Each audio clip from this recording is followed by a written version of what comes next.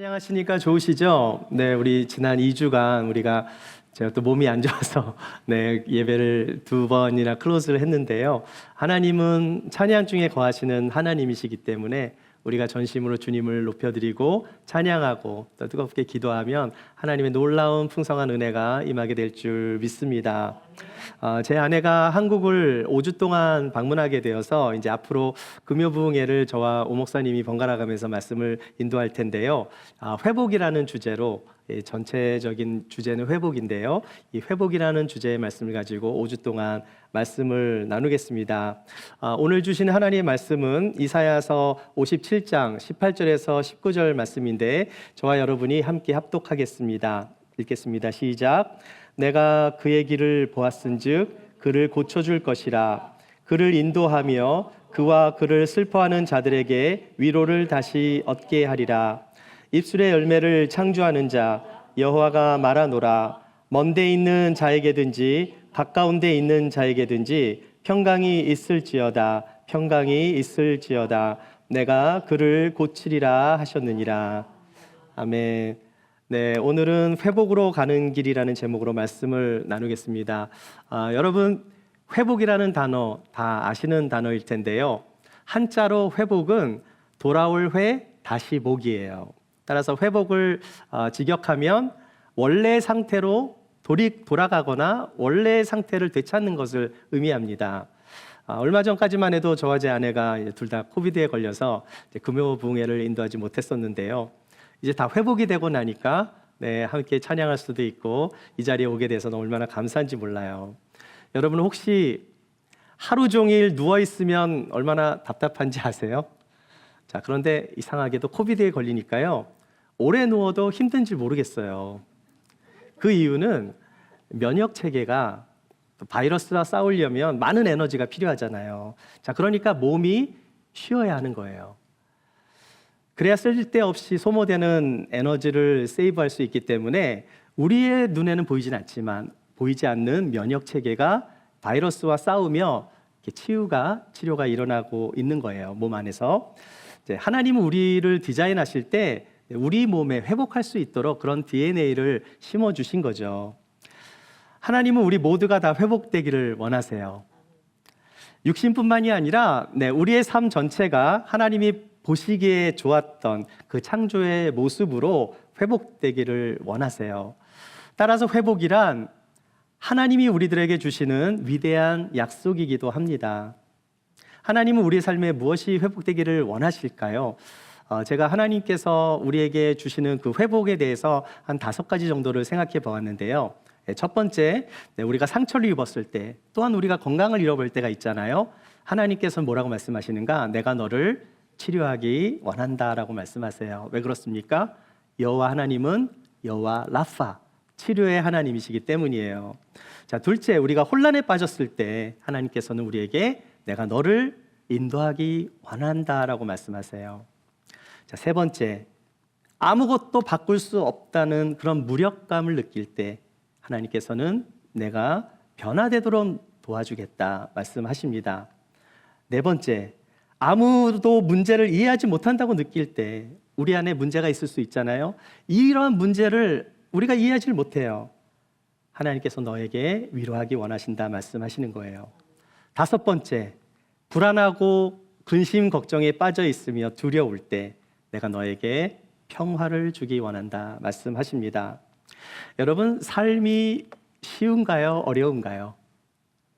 삶이 쉬워요? 어려워요? 어려워요? 삶이 쉽다고 하시는 분들도 계실 거예요. 그러신 분들은 아직 인생의 매운맛을 못 보신 분들이에요. 매운맛을 보기 원하신다면 우리 ANC 기쁨의 교회 오시면 매주 매운 떡볶이를 맛보실 수 있습니다. 우리의 삶이 쉽지 않은 이유가 있다면 그것은 세상에 죄가 들어왔고 우리가 불완전한 세상에 살고 있기 때문일 거예요. 죄가 판을 치는 세상, 우리가 불완전한 세상에 살다 보니 우리는 다른 사람한테 상처를 주거나 또는 우리가 인지하지 못하는 가운데서도 다른 사람한테 상처를 주기도 해요. 우리는 상처를 주고받고 합니다. 왜 그렇습니까? 성경은 말씀하죠. 모든 사람이 죄를 범하였다라고 말씀해요. 자, 이것은 우리가 모두 완전하지 않고 우리가 실패를 하였고 잘못을 저질렀다라는 의미이기도 해요. 하지만 우리에게는 좋은 소식이 있어요. 어떤 소식이죠? 하나님은 우리가 회복되기를 원하신다는 사실이에요. 네, 우리는 인생을 살아가며 알게 모르게 상처를 주고받습니다. 어쩌면 우리가 천국에 갈 때까지 계속해서 그런 일이 반복될지도 모르겠어요. 상처를 주고받으며 그때마다 하나님의 은혜가 필요하고요. 하나님의 지속적인 치유가 필요한 거예요. 네, 우리가 여러분 신앙생활 할 때 은혜를 많이 받은 적도 있잖아요. 근데 은혜를 많이 받았더라도 또 상처를 받을 수 있거든요. 그럼 또 하나님의 은혜가 또 필요하고 또 밖에서 상처를 받을 수도 있고 계속해서 천국에 가는 날까지 우리는 계속해서 이 땅에서 치유가 필요한 것입니다. 여러분 혹시 고슴도치 보신 적 있으세요? 고슴도치? 자, 여러분 여기 고슴도치 보니까 가시만 없으면 굉장히 귀여운 동물이에요. 고슴도치가. 북미주의 고슴도치는요, 이 가시가 한 3만 개 이상이 됩니다. 자, 그래서 외로운 동물이에요. 고슴도치는 딜레마가 있습니다. 사랑하는 것이 쉽지 않아요. 가시가 있어서 서로 찌르기 때문에 교제하는 게 참 어렵습니다. 어쩌면 우리의 인생은요, 마치 고슴도치처럼 3만 개 이상의 상처를 가지고 살아가는지도 모르겠어요. 우리는 남으로 인해 상처를 받고 또 남을 통해서 상처를 주면서 살아가요. 사실 인생은 상처에서 시작이 됐습니다. 상처를 피할 수 없는 게 인생이에요. 왜 상처가 있을 수밖에 없는가? 아까도 말씀드렸지만 로마서 말씀 같이 한번 읽어볼게요. 시작. 모든 사람이 죄를 범하였음에 하나님의 영광에 이르지 못하더니. 네, 우리가 죄인이기 때문에 상처를 주고받는 건 당연한 걸지도 모르겠어요. 이 세상이 죄로 말미암아 타락됐기 때문에 우리가 이 땅에 살아가고 있는 한 상처를 피할 수 없고 받기도 하고 주기도 하는 거죠. 한번 따라해 보실래요? 상처는 피할 수 없다. 그러나 우리의 인생은 상처로만 끝나지 않는다. 그러나 우리의 인생은 상처로만 끝나지 않는다. 왜 그렇습니까? 우리에게 복음이 있기 때문이죠. 굿뉴스. 네, 우리가 상처를 안고 살지만 그러나 하나님의 말씀, 하나님의 복음에는 굿뉴스가 있습니다. 인생이 상처로 끝나지만은 않는다는 말씀이에요. 그 이유는 우리의 모든 상처를 치유해 주시는 하나님이 계시기 때문이에요. 마가복음 2장 말씀을 보니까요, 우리가 잘 아는 말씀이죠. 읽어볼까요? 시작. 나는 의인을 부르러 온 것이 아니요 죄인을 부르러 왔노라. 네, 주님께서 주신 말씀이에요. 죄가 들어오면서 인생의 상처가 생기는데 예수님은 우리를 회복하시기 위해 이 땅에 오셨다고 말씀해요. 주 안에서 우리는 치유와 회복의 은혜를 우리는 경험하게 되는 것입니다. 주님을 만나면 치유를 경험하게 되는 거예요. 예수님을 만났던 성경의 인물 중에 치유를 받기 원하는 사람 중에 치유를 못 받고 돌아간 사람이 있는지 한번 생각해 보세요. 내가 치유를 받기 원한다고 예수님 앞에 나왔는데 그냥 돌려보내진 사람은 한 사람도 없었어요. 주님 날 좀 치료해 주세요. 도와주세요. 고쳐주세요. 만져주세요. 예수님은 그렇게 고침받기를 원했던 모든 사람들을 그냥 돌려보내시지 않으셨어요. 혹시라도 여러분 안에 상처가 있습니까? 여러분의 인생을 힘들게 만드는 과거의 아픔이 있습니까? 아니면 아직까지도 헤어나오지 못하는 안 좋은 습관이 있습니까? 오늘 이 밤에 주님께로 나아가십시오. 주님은 여러분을 치료해 주실 줄 믿습니다. 오늘 성경의 말씀 이사야서 57장은요. 하나님께 범죄한 유다가 앞으로 바벨론에 끌려가 노예 생활을 하게 되는 그런 비참한 모습 속에서 하나님이 주시는 회복의 메시지예요. 하나님을 떠나면 잘 살 줄 알았는데 패역한 이스라엘 백성들은 거짓과 음란과 우상숭배에 빠졌습니다. 그들은 하나님을 생각하지 않았고요. 그들의 마음에는 하나님을 두지 않았어요. 그래서 결국은 하나님의 징계를 받았음에도 불구하고 그들은 깨닫지 못하고 하나님을 멀리합니다. 그럼에도 불구하고 하나님은 그 유대인들이 하나님께로 돌아오면 그들에게 회복을 시켜주시겠다라는 은혜로운 말씀을 약속하세요. 하나님을 떠난 유대인들의 심령은 피폐해졌어요. 땅은 메말랐고 도시는 파괴되고. 자, 그러나 하나님은 하나님을 떠난 유대인들을 다시 회복시켜 주시고 소생시켜 주시고 고쳐 주시겠다라는 말씀을 하십니다. 오늘 본문 말씀은 다시 한번 읽어볼게요. 시작. 내가 그의 길을 보았은즉 그를 고쳐줄 것이라. 그를 인도하며 그와 그를 슬퍼하는 자들에게 위로를 다시 얻게 하리라. 입술의 열매를 창조하는 자 여호와가 말하노라. 먼 데 있는 자에게든지 가까운 데 있는 자에게든지 평강이 있을지어다. 평강이 있을지어다. 내가 그를 고치리라 하셨느니라. 아멘. 네, 하나님께서 고쳐주신다는 말씀 몇 번 하셨죠. 고친다라는 의미가 성경에 보면은 세 가지 의미가 있습니다. 첫 번째 고친다라는 의미는 찢어진 옷을 수선한다. 네, 우리 앞에 계신 두 분은 너무나 잘하시는, 그냥 너무나 잘 이렇게 수선을 잘 해주시는데요.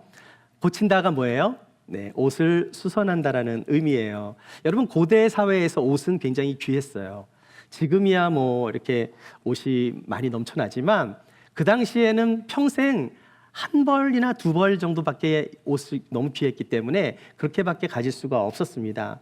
자, 그러니까 옷이 찢어지면 어떻게 해야 되겠어요? 꿰매야 되겠죠. 요즘 같으면은 옷이 찢어지면 버리면 그만인데 옛날에는 그렇지 않았다라는 거예요. 찢어지면 꿰매야 합니다. 자, 그런데 찢어진 채로 계속 그냥 돌아다니면 어떻게 되겠어요? 옛날 옷이 지금처럼 이렇게 좋은 옷이 아니라 푸대기 뒤집어 씌운 그런 옷이거든요. 다 찢어졌다고 생각해 보세요. 속살이 드러나고 또 그것이 정도가 지나치면 부끄러운 것들도 드러나고 수치스러움을 경험하게 될 거예요. 그런 옷은 그냥 입을 수 없어요. 꿰매서 수선을 해야 됩니다. 자, 이사야가 볼 때 하나님께 범죄한 이스라엘 백성은 마치 심하게 찢어진 옷을 입고 있는 것과 같았다라는 거예요.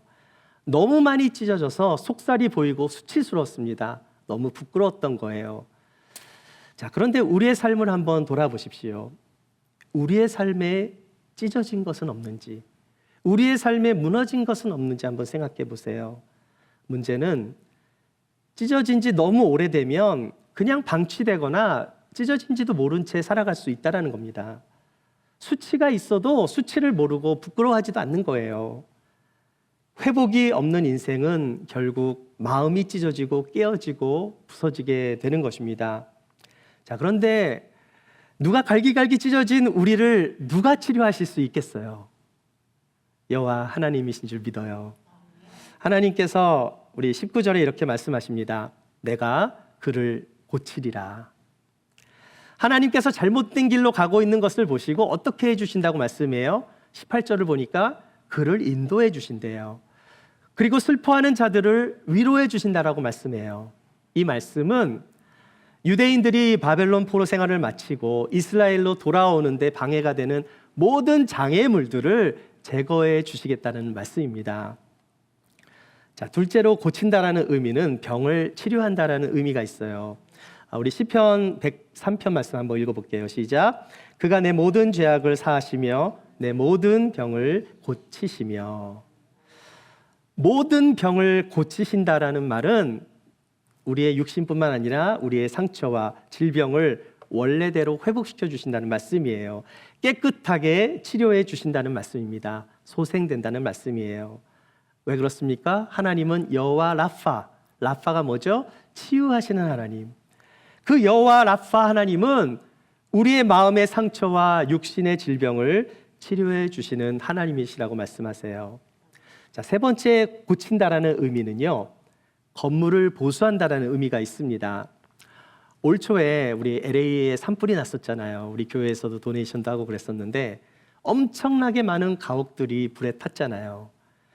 그 불에 탄 모든 건물들이 완전히 지금도 방치된 상태예요. 보수가 되려면 막대한 돈이 필요하고 막대한 시간이 필요하게 될 거예요. 여러분, 아무리 현대 문명이 발달했다 할지라도 재난 속에서 우리 인간은 작아질 수밖에 없는 연약한 존재라는 것을 우리는 잊지 말아야 합니다. 정말 우리가 얼마나 많은 문명을 가지고 있어요. 얼마나 발달한 문명을 가지고 있습니까? 얼마나 많은 과학이 발달했습니까? 그럼에도 불구하고 우리는 그 재난 앞에서 아무것도 할 수 없는 연약한 존재라는 사실이에요. 이러한 아름다운 건물이 있다 할지라도 한번 지진이 오거나 쓰나미가 오면 한순간에 다 무너지고 마는 것입니다. 그러나 하나님은 어떤 하나님이시죠? 온 우주를 창조하신 하나님이시잖아요. 없는 것에서, 무에서 유를 창조하신 분이세요. 그렇기 때문에 우리가 하나님께로 나아가면 하나님은 우리를 고쳐주시고 회복시켜 주실 수 있는 거예요. 우리에게 소망은 여호와 라파, 치료의 하나님께로 나아가야 되는 줄 믿습니다. 여러분, 치유는 하나님의 은혜예요. 회복은 주님이 원하시는 거고요. 주님께서 돈 받고 병 고쳐 주신 적 본 적 있습니까? 성경에서. 네, 그래서 치유는 은혜인 거예요. 우리가 병원에 가면 돈을 내야 되지만 하나님께로 나아갈 때 주님은 은혜로 고쳐 주시는 거예요.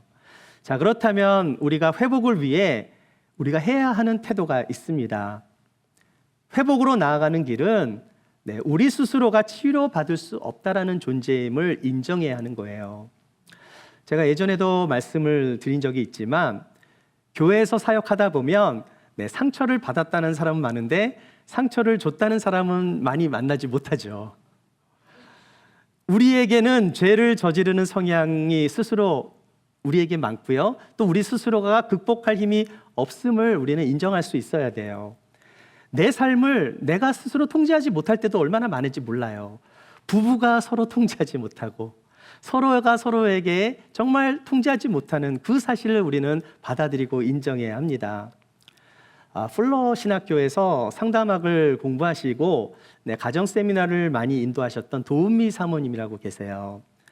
이 사모님이 어떤 자매님과 상담한 이야기인데요. 이 자매의 주특기가 뭐냐면 남자들에게 상처 주는 주특기가 있어요. 아주 예쁘게 생긴 자매랍니다. 그런데 자신의 외모를 이용해서 남자들이 자기를 좋아하게끔 만든 다음에 남자들이 자기를 좋아할 때쯤 되면 어느 순간 팍 차버리는 게 이 자매의 주특기래요. 자, 그런데 이 자매의 이런 성향은 어디서부터 왔는가? 자신의 아버지로부터 받은 상처에서 왔다라는 거예요. 아버지가 어머니와 결혼하기 전부터 엄마의 여동생, 그러니까 그 자매의 이모가 되는 분과 아버지가 부적절한 관계를 계속 맺었었대요. 결혼하기 전부터. 그리고 이 자매가 자라서 12살이 됐을 때는 아예 엄마를 버리고 그 이모와 살림을 차렸답니다. 자기 어머니가 얼마나 상처를 많이 받았을지 한번 생각해 보세요. 어머니는 자기 남편뿐만 아니라 자기 여동생한테까지 그렇게 동시에 배신을 당한 것입니다. 자, 그런데 이 어머니가요, 자기의 상처를 극복하기 힘드니까 이 어린 딸한테 그걸 다 풀어버린 거예요. 힘들고 어려울 때마다 그 어려운 이야기들을 이 딸한테 한 겁니다. 그러니까 이 딸이 얼마나 상처를 받고 자라났겠어요. 어머니의 상처가 고스란히 딸한테 옮겨진 거예요. 이 딸은 자라면서 아버지에 대한 증오심이 더욱 커져서요. 이 증오심이 어디로 갔어요? 남자에 대한 증오심으로 바뀐 거예요. 아버지의 원수를 갚는다고 하면서 모든 남자들을 상처 주기로 작정한 것입니다. 그래서 남자들에게 조금만 잘해주다가 남자가 마음을 열면 그때 가차없이 절교를 선언했던 거예요. 상처가 계속해서 상처를 낳는 거예요. 그럼 그 자매한테 받은 남자는 또 어떻게 하겠습니까? 여자에 대한 상처가 있으니까 또 다른 상처를 낳는 거죠. 자, 그런데 왜 아버지 때문에, 아버지한테 받은 그 상처 때문에 왜 그 자매가 그렇게 망가진 인생을 살아야 하는 거냐고요. 그럼 안 되는 거잖아요. 어머니 때 스탑했으면, 어머니 때 힐링을 받았다면 자매한테 가지 않았을 것이고요. 자매한테 갔다 할지라도 하나님께로 나아가서 치료를 받을 수 있잖아요.